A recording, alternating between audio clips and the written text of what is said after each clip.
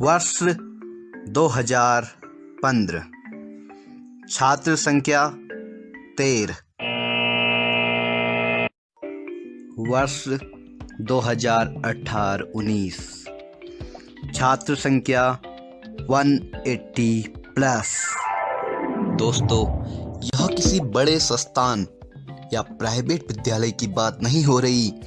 यह बात हो रही है राज्य की आदर्श प्राथमिक विद्यालय गुन्ना की, जहां आज से 3 वर्ष पूर्व 2015 में छात्रों की संख्या मात्र 13 थी और यह विद्यालय बंद होने की कगार पर था।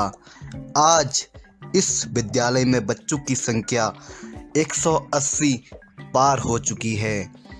यहाँ के छात्र हिंदी और इंग्लिश में तो पारंगत हैं ही, साथ ही साथ मैथ्स की बड़ी से बड़ी कैलकुलेशन को सेकंड में ऑरली सॉल्व कर लेते हैं और साथ ही साथ हिस्ट्री का भी अच्छा भला नॉलेज रखते हैं।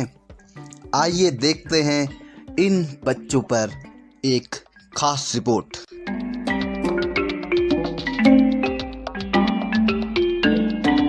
This angle will be of? Sir, 90 degree. So put the value there. And one angle has been given already, that is 60 degree. Put the 60 degree here. Yeah, now find out the third angle. Now do it. Quickly.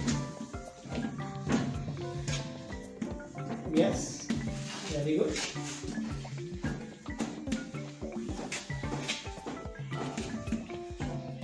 Very good. Wow. Yes. Very good. Checked. So, third angle is 30 degree. Give him a big applause, please.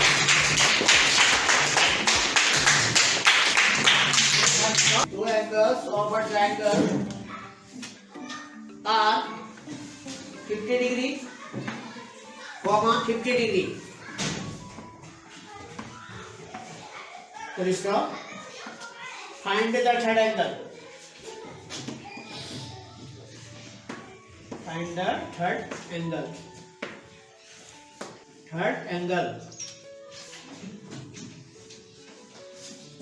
Good. Find the third angle. Yes, absolutely. 80 degree. Why to use the chalk for that then? If you can. So just write the answer 80 degree. You can do it. 80 degree. Now tell us, how did you find this 80 degree? Solve it. Explain this. पहले 50 और 50 को plus किया, फिर 180 में से 100 को घटा दिया। Wow, very good. Go back to your seat. How many 17s are there in 85? Sir, 5. Very good. Sit down. And 20% of 80 is what? 20% of 60. Very good. Fantastic. 16. Fantastic. My father's name is Mr. Manish Pandey. My mother's name is Mrs. Chandraprabha Pandey. I read in class 5th at GMCS Gunda. My favorite teacher name is Mr. Subhash Chandra Joshi. My favorite dish is chapati and vegetable. Thank you. Okay, anyone? Your introduction. मेरा नाम यश मेहता है। मेरे पापा का नाम श्री पुष्कर सिंह मेहता है। मेरी माताजी का नाम श्रीमती मंजू मेहता है। मेरा एम पुलिस ऑफिसर है। मेरे फेवरेट टीचर का नाम श्री सुभाष चंद्र जोशी है। Okay, sit down. हमारे देश में कितने राज्य? Yes, anyone? अच्छा, तेलंगाना का कैपिटल क्या है? अच्छा, अमेरिका का प्रेसिडेंट कौन है? Donald Trump.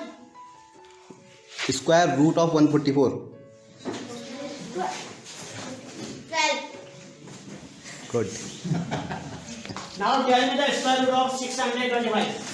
25. Very good. Okay. Just think, there are 6 girls. Okay, each girl is having 40 rupees.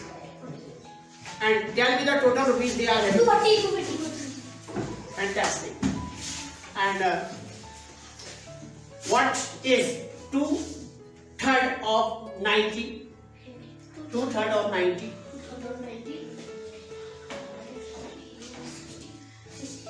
60. Very good, fantastic. I'm very happy. Keep it up. And 78 for the. 312. Very good. 312. ये class कौन सी है सबसे पहले ये बता दीजिए। 4th and 5th mix. Fourth Extra and class fifth. दे रहा हूँ अभी। एक्स्ट्रा क्लास चल रही है सर जी। राधा ने खाना खा लिया है। Tell me the tense and translate this. Positive sentence in present perfect tense. And translate this into English. Radha ने खाना खा लिया है। हाँ। Radha has eaten the food. Very good. Sit down. मैं 4 दिन से किताब पढ़ रहा हूँ। Action implied in positive sentence in present perfect continuous tense. Translate this into English. मैं 4 दिन से किताब पढ़ा। I have been खाना ना किताब पढ़ा। I have been reading the book for 4 days. Very good, fantastic. And क्या तुम मेरे पास आओगे? क्या तुम Translate this into English. Will you come to me? Very good, fantastic. Sit down. And what is the विलोम शब्द in Hindi of Utkarsh? Okay, sit down. Okay, tell me the antonym of morning. Antonym. Evening. Very good. And what is this called in English? Hostel. Very good. And last question of the day is, if I write here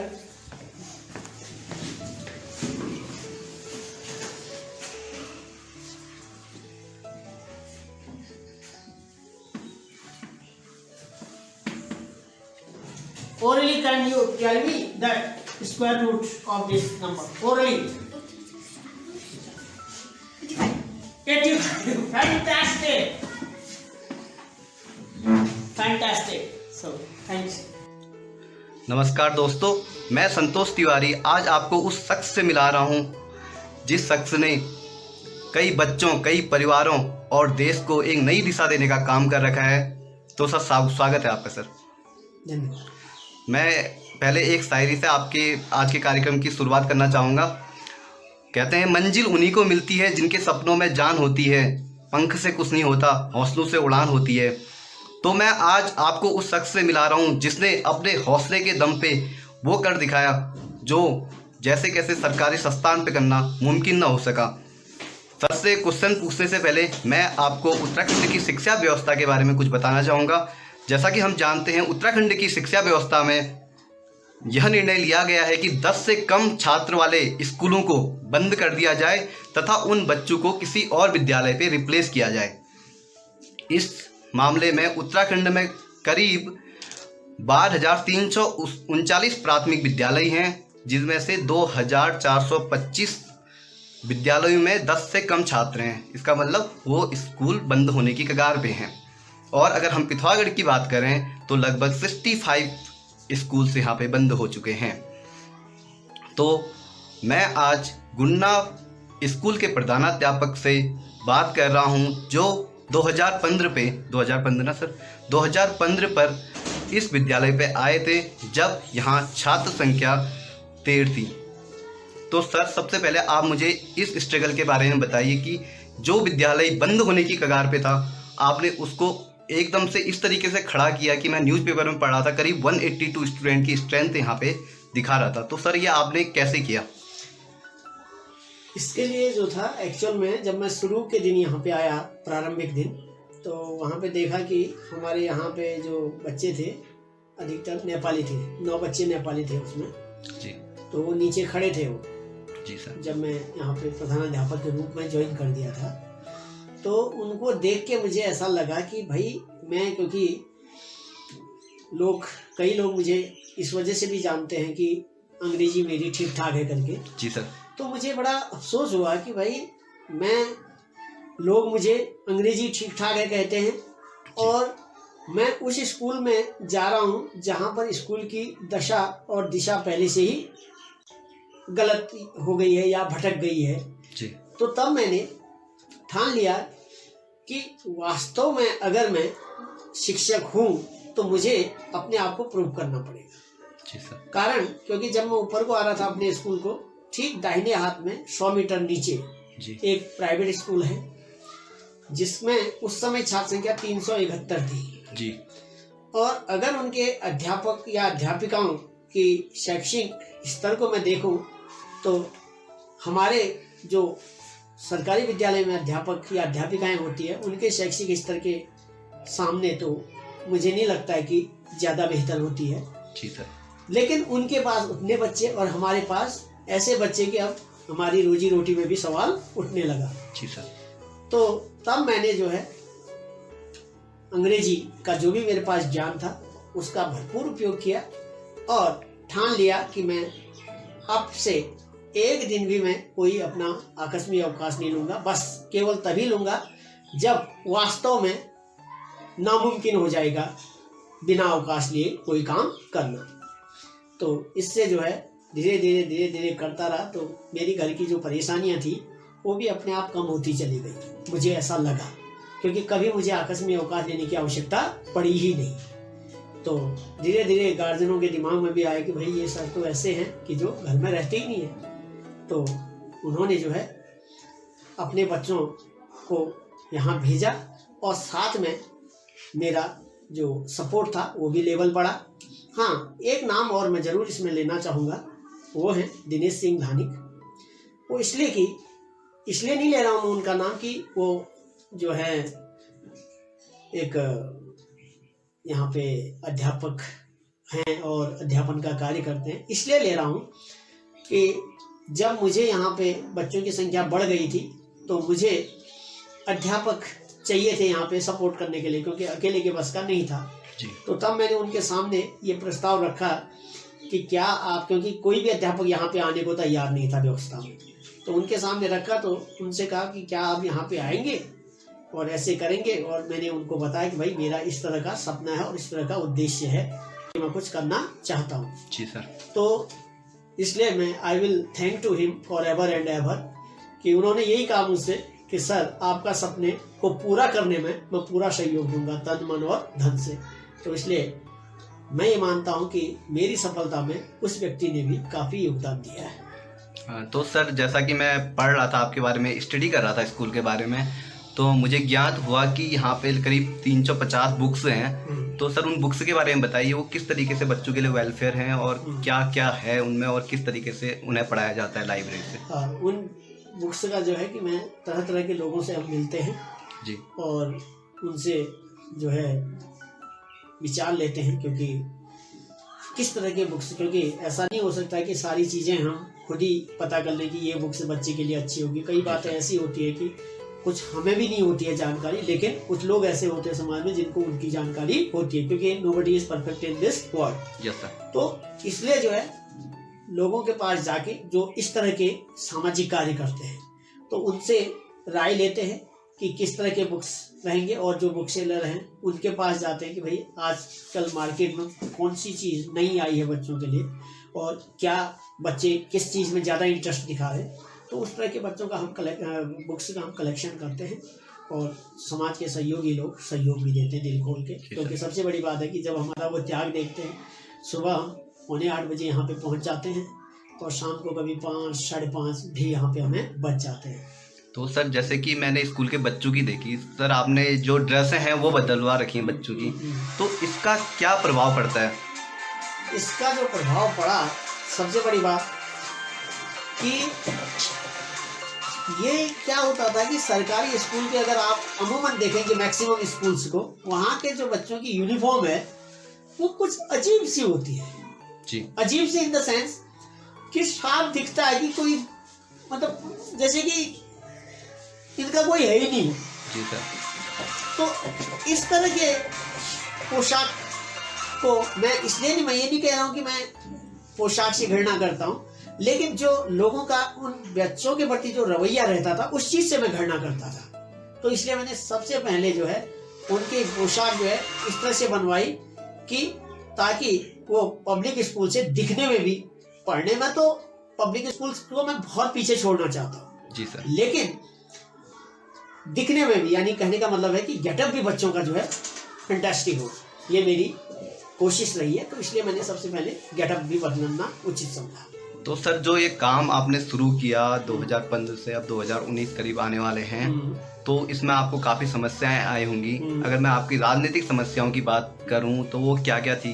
राजनीति simple है, पहले तो आदर्श school बनना ही नहीं देना चाहते थे क्योंकि प्राइवेट स्कूल बगल में था। जी सर। तो प्राइवेट स्कूल बगल में था, तो अब मैं ये नहीं कह रहा हूँ कि उन्होंने इंटरफेयर किया, लेकिन जो समस्याएं आई बेकार की टाइप की इन द सेंस कि भाई जब हम इच्छा कर रहे हैं कि हमारा स्कूल आदर्श हो और हमारा अधिकारी भी कह रहा है कि हाँ भैया इस स्कूल को जो है आदर्श बनाने की जो भी जरूरतें हैं, आवश्यकताएं हैं या जो प्रोबेबिलिटी है कि आगे कैसे ये बढ़ेगा, वो सब यहाँ पे मौजूद है जी। तो उसके बाद भी जो है क्यों परेशानी हुई, क्यों इतने सारे अड़ंगे आए, तो मुझे ऐसा लगता है कि कहीं ना कहीं कुछ राजनीतिक और कुछ ये इस तरह के लोगों का जो है अड़चन रही होगी। लेकिन मैंने अपना काम करता रहा, लोगों से सपोर्ट लेता रहा, तो ऊपर वाले ने भी साथ दिया। जैसा मैं देख रहा था कि आपके समर्थन में भी कई आंदोलन हो रखे थे। हाँ। आपको समर्थन किस किस तरीके का और कितना ज्यादा मिला इस चीज के लिए? क्योंकि नेगेटिविटी तो किसी भी काम में होती है, पॉजिटिविटी की बात करें, समर्थन की बात करें, तो उसके बारे में बताइए। समर्थन मुझे जो है, मैं ये कहूँगा कि मेरा अनुभव ये रहा, ये जो भी घटनाक्रम हुई जी, कि अगर आप अच्छा कार्य करते हैं जी, तो साथ देने वालों की भी कोई कमी नहीं है। ये लोगों को मैं इस बात को बिल्कुल नहीं मानता हूँ कि अच्छा काम करोगे तो आपको परेशानी ही परेशानी होगी जी, होगी परेशानी, लेकिन आपका साथ कोई नहीं देगा, ऐसा नहीं मानता हूँ मैं, क्योंकि साथ देने वाले भी बहुत होते हैं। एक्चुअल में मुझे ऐसा लगता है कि कई बार हम दिल से अच्छा काम करते ही नहीं है, इसलिए हमें साथ देने वाले नहीं दिखते हैं। जिस दिन हम दिल से अच्छा काम करेंगे, साथ देने वालों की भी कोई कमी नहीं रहेगी, ऐसा मेरा अनुभव रहा है। ये सारा जो भी मैंने संघर्ष किया इन 4 सालों के भीतर। तो सर जैसा कि हम देखते हैं कि बड़े बड़े लेवल के जितने लोग होते हैं, मीडियम साइज भी हम कहें तो वो अपने बच्चों को प्राइवेट स्कूल, कॉन्वेंट स्कूल में भेजना पसंद करते हैं। सब जगह यही बात होती है कॉन्वेंट स्कूल में भेजने की, लेकिन मैंने आपके स्कूल में देखा कि खुद खंड शिक्षा अधिकारी के बच्चे इस विद्यालय में पढ़ रहे हैं। तो ये सर आपने किस तरीके से इसे मैनेज किया? सर मैंने आपको पहले कहा, मैं सबसे पहले एजुकेशन लेवल को इतना ऊंचा रखना चाहता था यहाँ पे जी, कि क्योंकि फजीयत होती थी सरकारी विद्यालय में, अक्सर आपने पढ़ा होगा पेपरों में या ये जी, छोटी छोटी बातों को लेकर, इसको ये नहीं आया, इसको ये पढ़ना नहीं आया, इसको ये गिनती नहीं आई, इसको ये टेबल नहीं आई। तो मैं इन सब चीज़ों से अपने बच्चों को इतना आगे बढ़ा देना चाहता था कि प्राइवेट स्कूल जो है मेरे स्कूल को फॉलो करें। जी सर। तो आज जो बच्चों का जो स्टैंडर्ड है, तो हमारे जो खंड शिक्षा अधिकारी का जो बच्चा, मतलब 2 बच्चे पढ़ते हैं, उनका जो प्राइवेट स्कूल में जो वो पढ़ते थे, तो उन्होंने जब देखा यहाँ आके, क्योंकि वो भ्रमण में आते थे अपना जी, शैक्षिक भ्रमण में औचक निरीक्षण भी करते थे, तो उन्हें जो लगा, उन्होंने कहा भाई ये तो हद हो गई, मतलब ऐसा स्तर तो मैंने देखा ही नहीं है। तो तब उन्होंने अपने बच्चे वहां से हटा के यहाँ डाले, क्योंकि नेचुरली ये कौन माँ बाप ये नहीं चाहता कि मेरे बच्चे होशियार हो, चाहे वो कोई भी पद का व्यक्ति हो, इससे कोई फर्क नहीं पड़ता। मेरा ये अनुभव भी रहा है और मानना है। तो जैसा सर आपने बताया, आपने एक दिन की छुट्टी भी नहीं लेने का फैसला किया, रेयर केसेस को छोड़ दिया जाए तो सर इसमें आपको कितने हौसले की जरूरत पड़ी? क्योंकि अगर बताया जाए तो जैसे कि हम देखते हैं कि पहले बच्चों को कन्विंस करना, फिर फैमिली वालों को कन्विंस करना, क्योंकि एक्चुअल में बच्चों को ही देखा जाए तो वो छुट्टी के दिन एक दिन एंजॉय करना पसंद करते हैं या कुछ ऐसी चीज़ करना पसंद करते हैं। तो ये चीज़ का कैसे मैनेज किया सर आपने? इसलिए कि मतलब बड़ी सिंपल तरीके से, क्योंकि मैं बच्चों के साथ जब पढ़ाई करता हूँ तो उस समय मैं बच्चा भी बन जाता हूँ। अगर आप बच्चों को इस तरह से पढ़ाते हैं कि उन्हें जो है पढ़ाई भी खेल लगे जी, तो उनके लिए हर रोज स्कूल आना एक बोझ नहीं बल्कि एक शौक बन जाता है। जी सर। तो क्योंकि मैं बच्चों के साथ डांस भी कर लेता हूँ जी, और बच्चों के साथ मैं कभी कभी थोड़ा सा भावुक भी बन जाता हूँ, थोड़ा सा उनके इमोशंस को टटोलता हूँ कि वो क्या सोचते हैं। तो आज मेरा ये अनुभव रहा है कि बच्चे जो है सबसे बेहतर जज होते हैं। सुना था किताबों में, लेकिन आज ये मेरे को रियलाइज हुआ, एहसास हुआ कि वास्तव में सबसे अच्छे जज होते हैं। क्योंकि आज के दिन ये हालात हैं कि मुझे नहीं लगता है कि जिन बच्चों को मैं पढ़ाता हूँ किसी भी बच्चे के मन में मेरे प्रति किसी भी प्रकार का द्वेष होगा। नहीं तो अक्सर ये होता है या लोग कहते हैं कि आप जो छोटे बच्चे हैं क्या जानते हैं, कभी कभी वो अध्यापक के प्रति अपशब्द भी बोल देते हैं या ऐसा करते हैं क्योंकि डांट फटकार अगर कभी करता है अध्यापक, तो मुझे नहीं लगता कि ऐसा है, क्योंकि बच्चे सबसे बेहतर जज। तो सर जैसा कि मैंने देखा कि स्कूल के बारे में, स्कूल की कंडीशन तो ज़बरदस्त है ही, साथ में बच्चों का परफॉर्मेंस लेवल भी काफ़ी हाई है। और जैसा कि मैंने देखा और पढ़ा था यहाँ के बारे में न्यूज़पेपर में कि 8 बच्चों का सिलेक्शन नवोदय विद्यालय में हो चुका है। हाँ जी। तो सर आप और क्या क्या कार्य कर रहे हैं कि स्कूल का बेटरमेंट हो, और क्या चाहते हैं, कितना कहाँ तक पहुँचाना चाहते हैं? हाँ, मैं जो है सबसे पहले तो मैं इस विद्यालय को उत्तराखंड का नंबर 1 विद्यालय बनाना, ये मेरी चाहत है जी। लेकिन केवल उत्तराखंड नहीं, मैं इंडिया का नंबर 1 विद्यालय बनाना चाहता हूँ इसको। जी सर। और सबसे बड़ी बात, जो हमारे सरकारी विद्यालयों में जो अध्यापकों या अध्यापिकाओं की जो छवि धूमिल हो रही है, उस छवि को मैं उठाना चाहता हूँ। मतलब लोगों के दिमाग में ये दर्ज करवाना चाहता हूँ बात कि नहीं भाई, सरकारी अध्यापक या अध्यापिका जो है ऐसे नहीं होते हैं जैसा कि उनकी समाज में छवि अक्सर बना दी गई है। तो ये मेरा उद्देश्य है। और हाँ, मैं इस विद्यालय को चाहता हूँ कि इसका जो लेवल है वो भी बढ़े। जैसे आज 5th तक है, तो फिर उसके बाद बच्चा कहाँ जाए? यहाँ तो हम बच्चे को ये कर रहे हैं, 6th के बाद तो उसको परेशानी हो जाती है। तो हम चाहते हैं कि ये पहले 8th तक किया जाए, फिर आगे बढ़ाएं। और जैसे हमने इंग्लिश मीडियम से इस विद्यालय को चला रखा है, तो इस तरह से सफलता मिले तो क्यों नहीं, गार्जियन क्यों नहीं डालेगा अपने बच्चों को इन विद्यालयों में। तो सर अगर हम देश की बात आ ही गई, तो आपको क्या लगता है कि हमारे देश में एजुकेशन सिस्टम पे क्या क्या समस्या है? आपको क्या लगता है? हाँ, मेरा व्यक्तिगत ये राय है कि सबसे पहले जिस दिन अध्यापक अपने आप को सही ढंग से संयमित और नियंत्रित कर लेगा जी, उस दिन हमारी शिक्षा व्यवस्था पूरी सुधर जाएगी। क्योंकि अध्यापक जो चाहेगा वही हमारे राजनेताओं को करना पड़ेगा। क्योंकि अध्यापक जो है अगर बच्चों को दिल से पढ़ाए और बच्चों के जो कैरियर है उसको उज्जवल बनाए, तो उनके माँ बाप तो अध्यापक के साथ होंगे। और राजनेता तभी चुने जाएंगे जब अभिभावक उनका साथ देंगे। जी सर। तो इसलिए मैं ये मानता हूँ कि अध्यापक पर ही सब कुछ निर्भर करता है कि वो कैसे दिशा और दशा बदलेगा शिक्षा का। ऐसा मेरा व्यक्तिगत राय है। तो सर जैसे कि हम देख रहे हैं कि आजकल जैसे ये स्कूल इंग्लिश मीडियम हुआ, तब बहुत ज़्यादा इंटरेस्ट जागा और भी। तो सर आप हिंदी को लेके क्या मानते हैं? अगर मैं इन बच्चों पे से ये तो पूछा नहीं, लेकिन अभी अक्सर पूछा जाए जो कॉन्वेंट स्कूल में पढ़ते हैं उनसे 78, 79, 49, 47, मतलब इनका डिफरेंस पता नहीं होता, लेकिन इंग्लिश में उन्हें पता होता है। तो हिंदी की दुर्दशा मानते हैं? नहीं, मैं नहीं मानता, क्योंकि हमारे यहाँ हिंदी में भी बच्चे उतने ही उत्तम हैं जितने अंग्रेजी में। अगर आप कभी मौका मिलेगा आप देख लीजिएगा, हिंदी भी बच्चे फटाफट पढ़ लेते हैं और फटाफट बोल लेते हैं जो बोलना हो। और हिंदी में जो आप कह रहे हैं कि 47 को 47, तो यहाँ के बच्चों से आप 1 to 100 में आप कुछ भी पूछिए, हिंदी भी बता देंगे, उसकी इंग्लिश भी बता देंगे। तो सर मैं अंत में आपसे आखिरी क्वेश्चन यही पूछना चाहूँगा, जैसा कि हम देख रहे हैं कि आपने किस तरीके से गिरती हुई सरकारी स्कूल की अहमियत को किस तरीके से बढ़ा रखा है, तो एक सजेशन इस तरीके का क्या रहेगा आपकी ओर से बाकी शिक्षकों, बाकी विद्यालय के शिक्षकों को और युवा को, आज के युवा वर्ग को, जो सबसे पहले शिक्षकों के लिए? मैं ये कहता हूँ कि अपने साथियों से और जो मेरे बिरादरी के हैं शिक्षक शिक्षिकाएं जी, कि हमें जो है अपने अंदर को झांकना पड़ेगा। क्योंकि समाज में मैंने ये एहसास किया, अनुभव किया और होता भी है कि अगर हम कहीं भी जाते हैं तो अध्यापक और अध्यापिका का नाम बड़े इज्जत से लिया जाता है। जी सर। तो क्यों जो हमारे प्रति जो दृष्टिकोण है समाज का पहले से, उसको हम बरकरार तभी रख सकते हैं जब हम शिक्षक जैसा काम करेंगे। जी सर। तो सबसे पहले हमको जो है क्या करना पड़ेगा, अपने आप पर नियंत्रण रखना पड़ेगा। अपनी घर की समस्याओं को लेकर स्कूल में नहीं आना पड़ेगा। जी सर। आपको मैं एक साधारण सा उदाहरण दूं, जिस दिन मेरी वाइफ का ऑपरेशन हो रहा था उस दिन भी मैं स्कूल में था। मैं ये नहीं कह रहा हूँ कि मतलब तारीफ वाली बात नहीं कर रहा हूँ, या मैं ये नहीं बताना चाह रहा हूँ कि मैं ऐसा डिवोटेड हूँ, बस सिंपली एक लोगों को ये संदेश देना चाहता था कि where there is a will there is a way.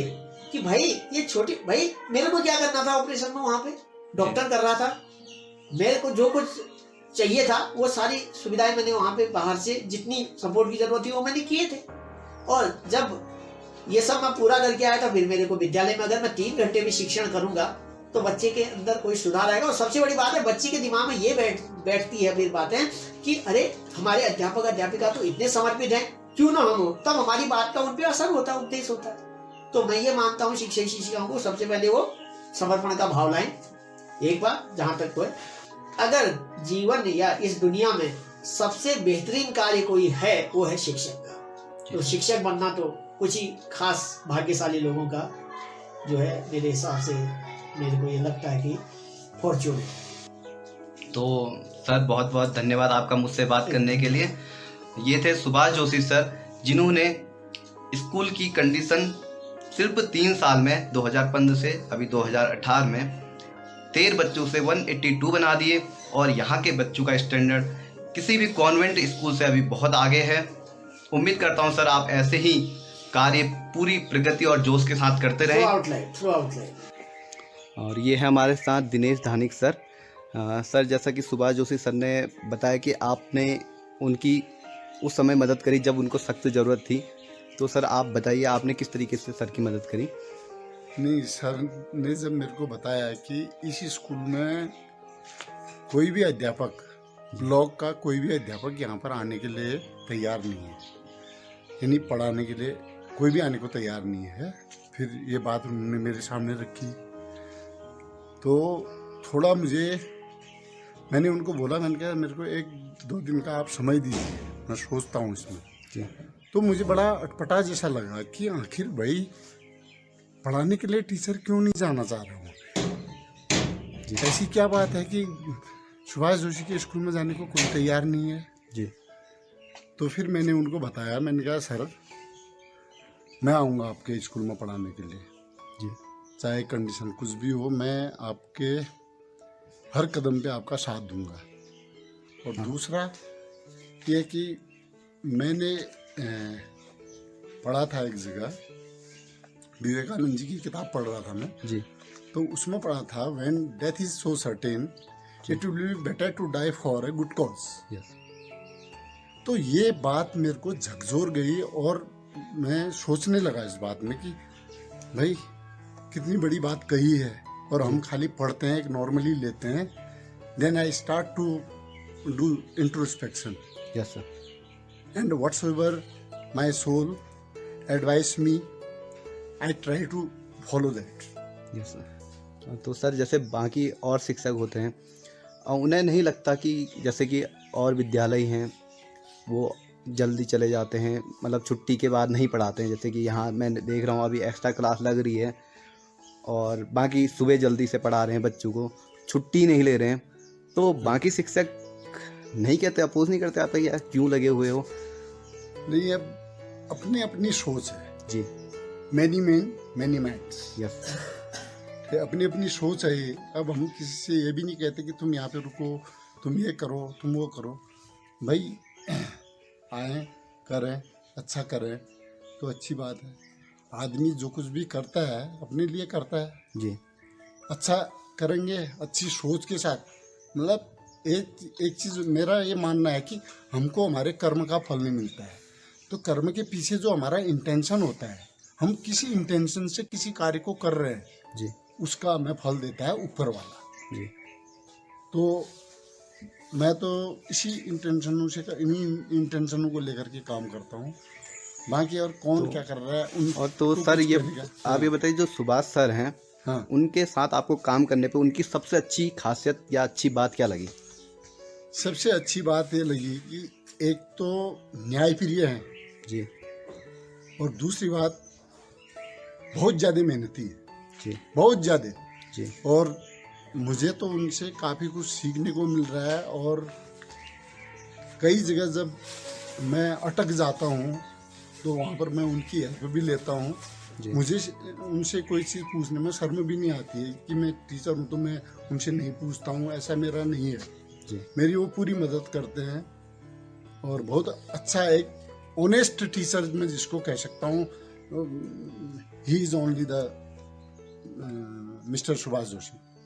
Okay sir, thank you sir.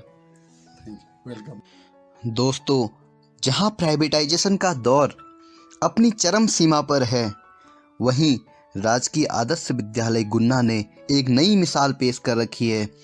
इस वीडियो को अधिक से अधिक शेयर कीजिए ताकि हर कोई सरकारी संस्थान राजकीय प्राथमिक विद्यालय गुन्ना और सुभाष जोशी सर से अधिक प्रेरणा ले सके और बच्चों के शिक्षा के अधिकार को जीवित रख सके। बहुत बहुत धन्यवाद।